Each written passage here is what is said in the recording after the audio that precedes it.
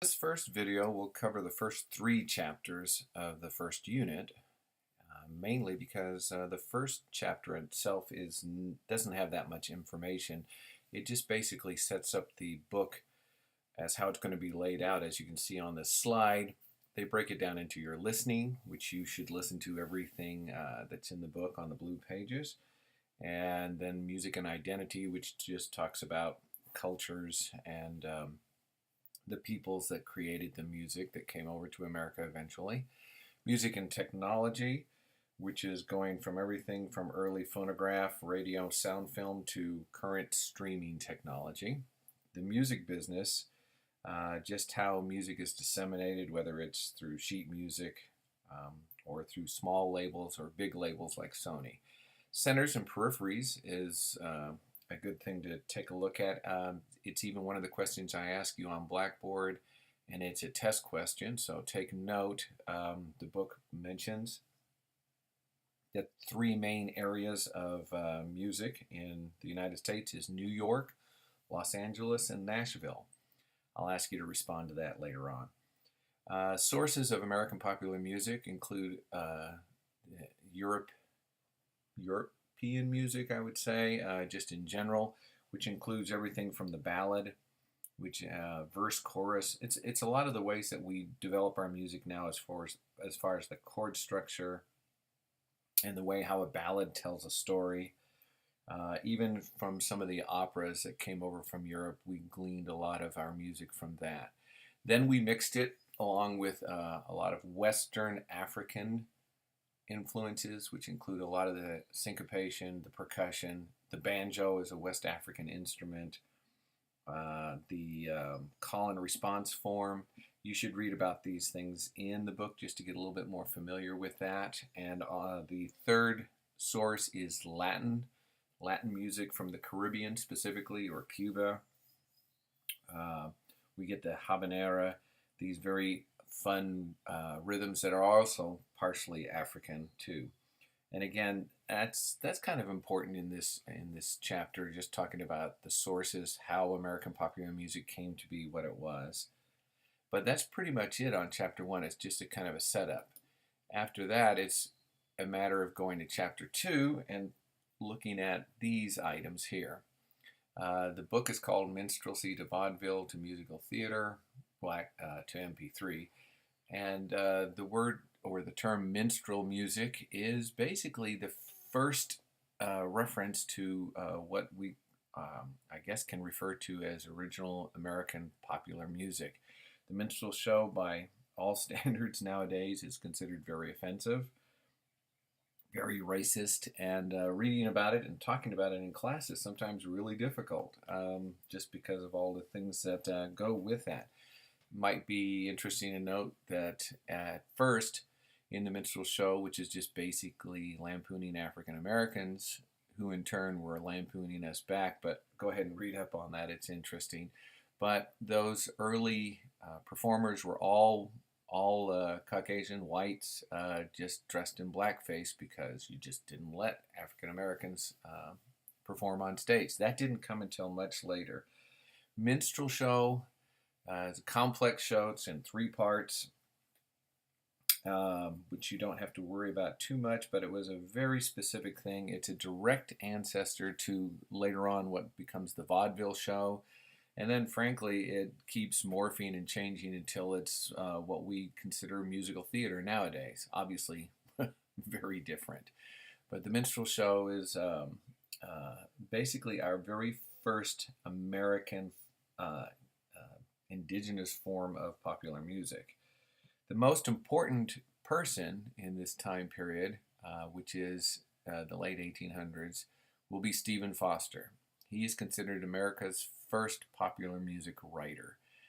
There's so many songs, and you know lots of his songs. You can take a look in the book, but Oh, Susanna always comes to mind first. I think there are 3 states that use his music as their state song. Fascinating Life.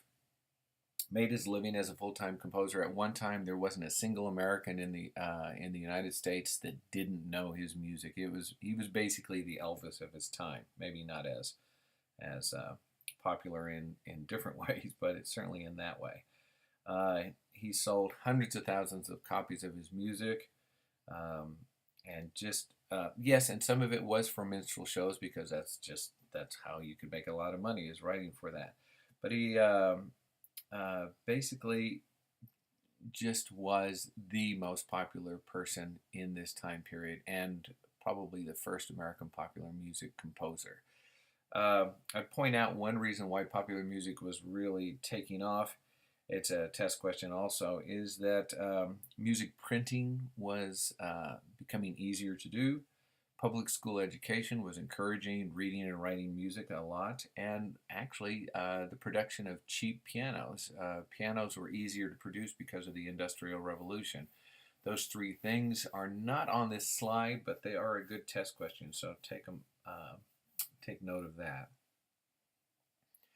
Uh, in Stephen Foster's life and after, just the whole idea of dance music and brass bands was also very popular. In every small little town in the U.S., there'd be this gazebo, large gazebo, and every town had its own band that would on Sundays go out and play out in the park, picnics and whatnot. And the most famous band director, probably of all time, even now, is John Philip Sousa. Did all those patriotic marches that we all know about, like the Stars and Stripes Forever. And even though we consider him old fashioned now, at the time, again, because he didn't just do march music or band music like we associate him with now, he also did the popular music of the time, just whatever people were listening to. And he toured Europe, he toured everywhere with his band, and just in a slightly different way, was just as popular as Stephen Foster. The dance music that I'm talking about at this time, the dances were things like the cakewalk, the waltz, the foxtrot. Again, stuff that we consider old fashioned, but these are the predecessors to all the dances that we have nowadays. And again, a good test question. Take a look at that and make sure that you have that. Again, that harkens back to the old European style of the grand ball.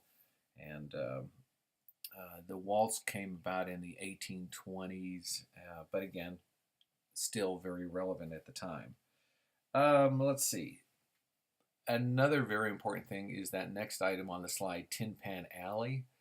That describes a block in New York City where all the music producers were. And the reason it's called Tin Pan Alley is because at that time they don't have air conditioning, and so during the heat of the summer, all those offices would have their windows open, and we're talking dozens and dozens of music production companies, and everybody's banging away on the piano or the guitar or whatever, making songs, and it just sounded loud and cacophonous, and so just sounded like a bunch of people banging on tin pans if you walk down that street, hence the name for that. But that is one block near Broadway was referred to as Tin Pan Alley. Later on, that becomes a Brill Building, but I'm getting ahead of myself. But it's a good test question. It's Lower Manhattan, 28th Street, just full of Jewish immigrants from Eastern Europe creating these publishing firms. Pretty soon afterwards, a new style of music. It's not jazz, but it's almost jazz. It's getting there. It's this type of music called ragtime, which is specifically for pianos. I mean, you can orchestrate it and you can do all sorts of stuff, but originally it was for piano, and it's a real bouncy type of music. Think saloon music, an old western, if you want. The Entertainer was a very popular song in, I believe it was the 70s or 1970s, which kind of harkened back because there was a movie called The Sting that came out and it had a lot of ragtime music. The person that is associated with the most is Scott Joplin. It's a great history about him. He's a very interesting character that unfortunately became much more famous after he died, and they realized what a good musician he was, which again, it's a shame that that happened later on. Vaudeville music is becoming popular. Think theater stuff where you have jugglers and acts and comedians in the pinstripe suits, and if you make a mistake, there's this giant crook that comes out and pulls you off stage, which you see in cartoons all the time. But back to the ragtime music, basically, just think piano, syncopated, offbeat rhythm type of a music. That's kind of a fun thing. The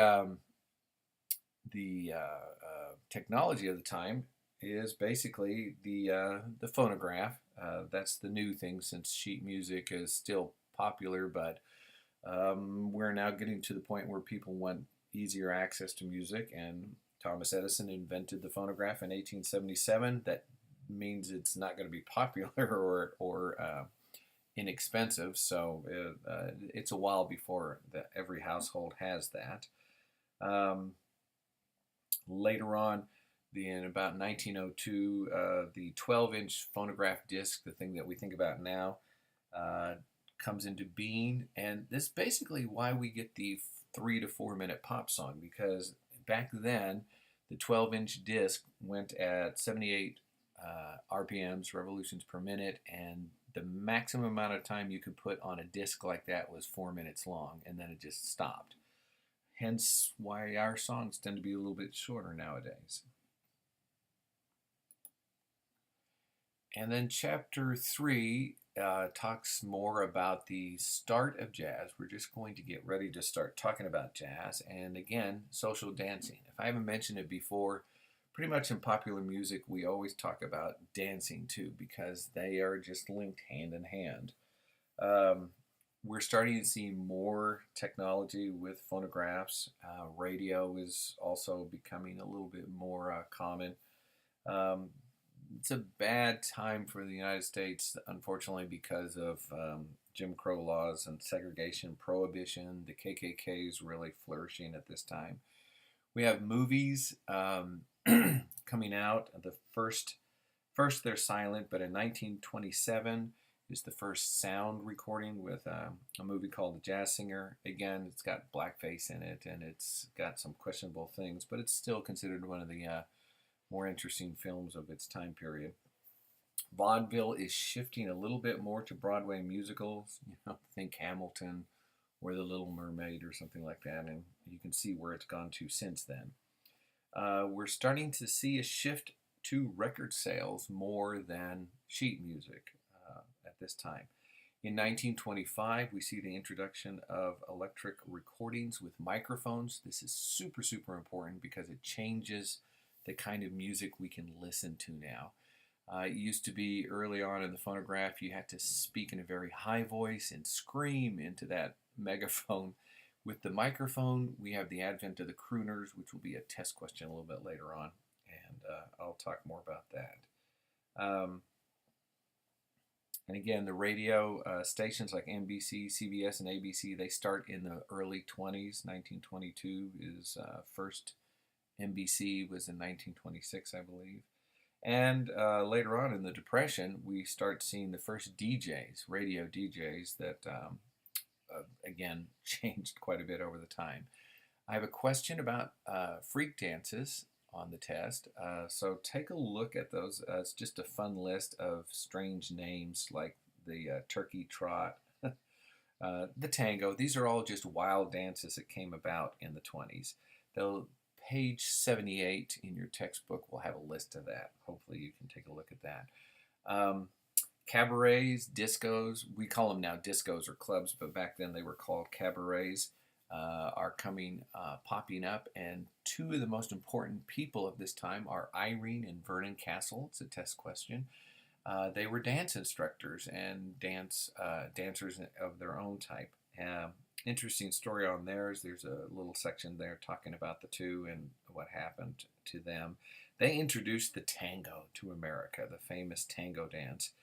Later on, people like Fred Astaire and Ginger Rogers and more popular dancers, they will take over. But the very first couple that introduce very structured dancing is Irene and Vernon Castle.